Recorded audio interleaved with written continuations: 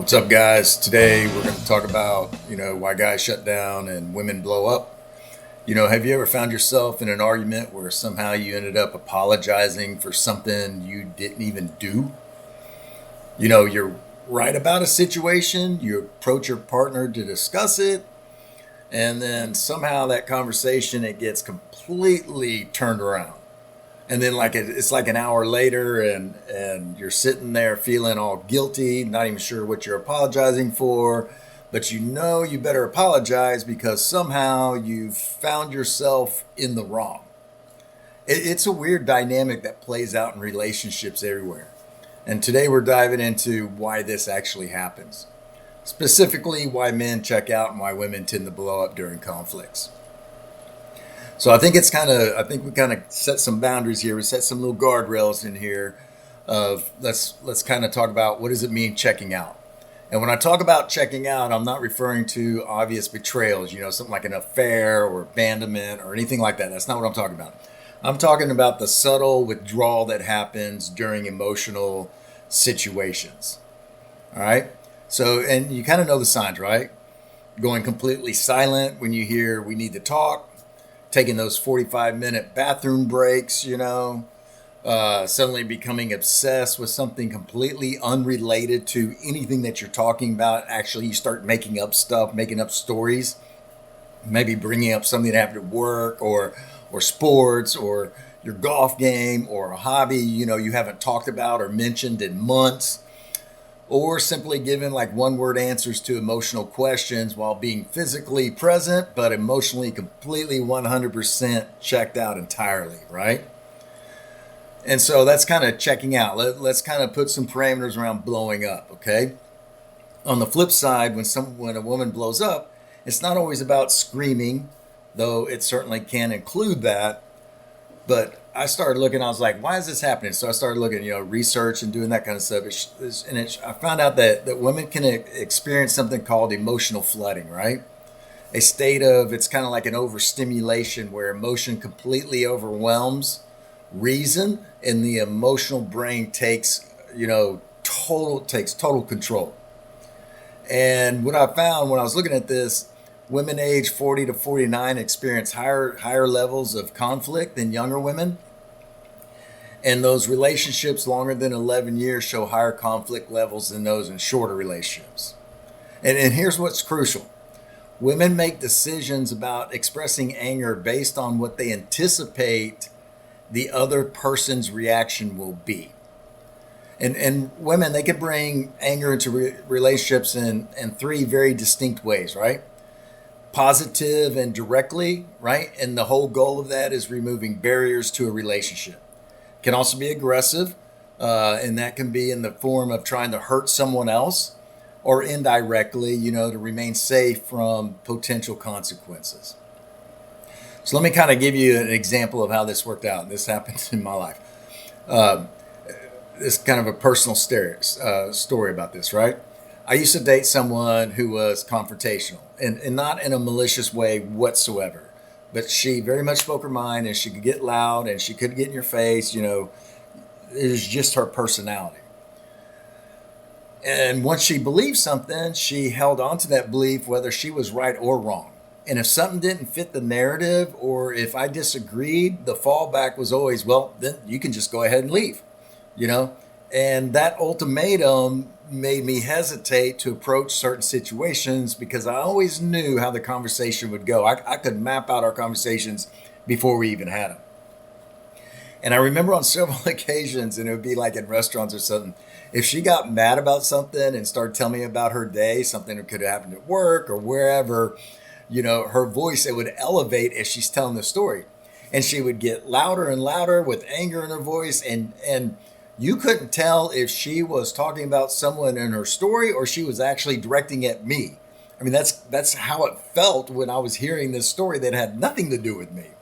And I'd look around the restaurant and I started thinking, these people think we're fighting, right? And I'd have to remind her, hey, I'm not the one in the story. Can we tell this in a calmer way, right? And then everything would shut down and then we'd have a conversation. So let's talk about this a little bit. So men shutting down. Dr. Gottman, he did some research and he revealed something fascinating about men's psychological response to relationship conflict. When men perceive a conversation isn't going well, what happens is our hearts, man, they increase and it's stress hormones they activate, right? And it takes men significantly longer than women to return to a baseline after that stress response. And so when a woman says, we need to talk, a man's body, man, it floods with the same stress hormones that signal physical danger. His nervous system is literally screaming, threat, threat, threat, threat, right? And what we learn and what it shows us is that being around people with strong emotion is as contagious as a yawn. When women become more emotional, men are more likely to feel that internal stirring of their feelings. They may have learned to suppress over time. And the result, men shut down not because they don't care, but because they care so much that their body is protecting them from what feels like an attack. And that withdrawal isn't about the person per se, it's about the emotional intensity and the confusion around all these emotions that are flying and taking off. So let's talk about the biology behind women's escalation. Women are biologically wired for connection during stress. And when there's a problem in the relationship, a woman's instinct is to talk it through, to connect, to solve it together, right? And women have a larger, frontal cortex. And that's the area, and it's used to control anger and aggression, which usually helps them keep emotions in check. But when that system gets overwhelmed, women can experience emotional flooding, just like men, except their version often involves like vocal escalation, verbal aggression, rather than withdrawal, right? And when emotional flooding occurs in women, it leads to aggressive behavior responses. But when a woman does turn aggressive, she's more likely initial verbal attacks rather than physical. So that's what we're talking about. And here's how it actually plays out. When men withdraw from a situation, women often interrupt it as abandonment or rejection to whatever it is that we're talking about here. And women's stress response is to pursue harder, to escalate, to man the connection that they need to happen during this conflict. And this can turn quickly, especially the way that men respond, into like this emotional flooding where there's a loss of control over volume or tone or emotional regulation. And it ends up turning into like this deadly cycle, right? This creates a destructive pattern that goes like this. Women senses emotional distance. Woman seeks connection through conversation. Man's stress system activates. Man withdraws to self-regulate. Woman feels rejected, pursues harder. Man feels overwhelmed and he shuts down even more. And the cycle repeats until someone gives up on it or it explodes. One or two things happen. Either someone's given up, yeah, you're right, honey, absolutely. Or it goes the opposite direction and no fun. And there's something weird about this too, is because the digital age, it made all this even worse. The digital age has given men's withdrawal pattern a dangerous new outlet. Instead of just physically withdrawing to the garage or emotionally checking out, men now withdraw into digital spaces, right? A lot of men, this is crazy, I've learned that they're Googling their relationship stuffs at 3:00 Monday mornings, right? So while they're doing this search, the divorce search or how to fix or whatever it is that they're searching, that a man's full withdrawal mode, trying to solve emotional problems from behind a screen. And that's the ultimate safe distance, right? Because you're on Google. There's no one else there. There's no one else around you. Think about it. Seeking relationship advice from AI. A lot of dudes do that now. That's like their therapy people or anonymous forum. It's withdrawal, perfected. You get to explore your feelings without any risk of emotional flooding. No one can escalate on you, and you can close the laptop whenever it gets too intensive. It's the bathroom escape on steroids, actually.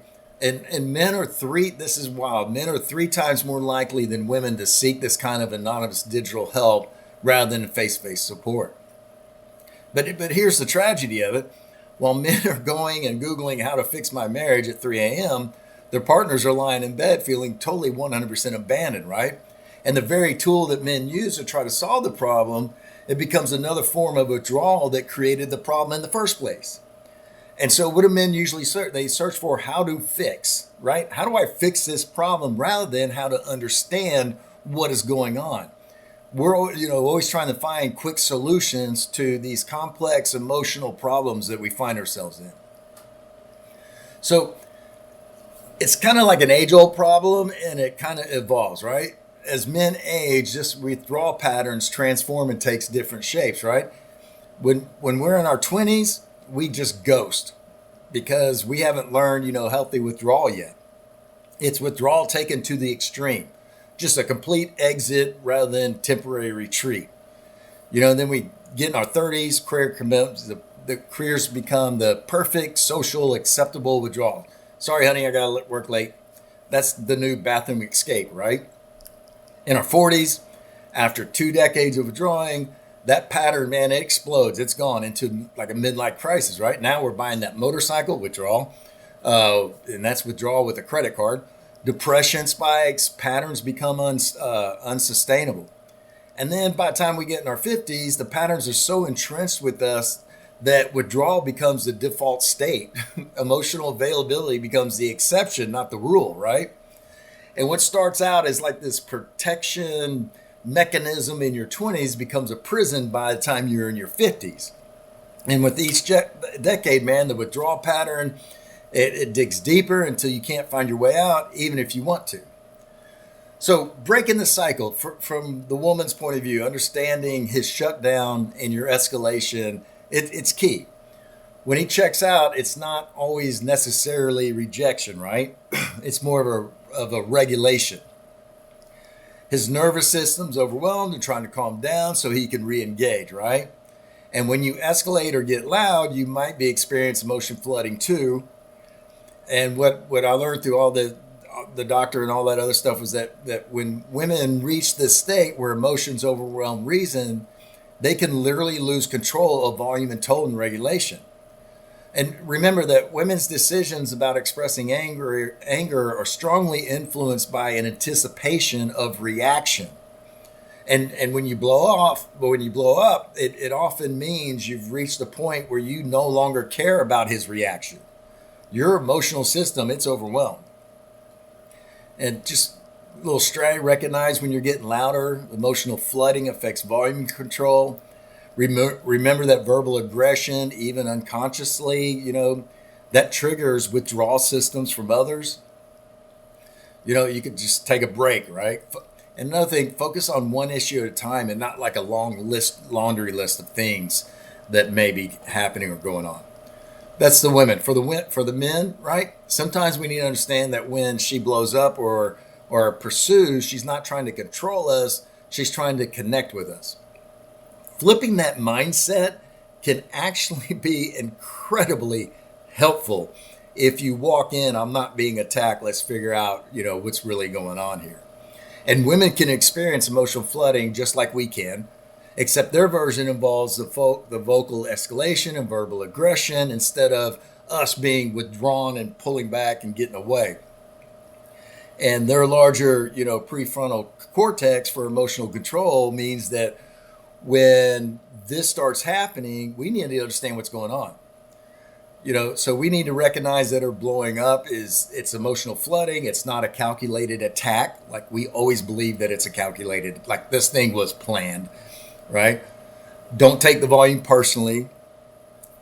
Times she might not even realize that it's even escalating. And in the story I told earlier, I could watch it. She didn't even realize what was happening as it was going on. And you, again, take a break. I can tell we're overwhelmed. Let's lower this together. Someone once said, use I statements. I'm kind of feeling defensive here on this volume goes up. That could probably blow up, but who knows, use I statements. But here's the bigger picture. This isn't about one sex being better than the other. That's not what I'm talking about. And it's not about personal failing. It's a mismatch between how we're wired and how modern relationships actually work, right? This isn't about women learning to need less or men learning to feel more. That's not even the road we're on. It's about both partners understanding that we have different nervous systems with different needs and creating space for both to feel safe within that confound. And once you see these patterns, you can't unsee them. That's so important. I believe in that so much that sometimes you need to be able to recognize and see what's going on so that you understand what it is. And because that's true, that's actually good news, right? It's the thing we can't see that really ends up hurting us in the long run. And once you understand what's happening, you can start changing. This isn't about being right or wrong. It's about two nervous systems, man, trying to love each other the best they can, often in ways that accidentally trigger each other's worst fears. And knowing this is always the first step towards something better. And now you know. All right, guys, that's all I got. I hope you guys have a blessed day. I hope it's a wonderful day for you. All right, I'll see you on the other side.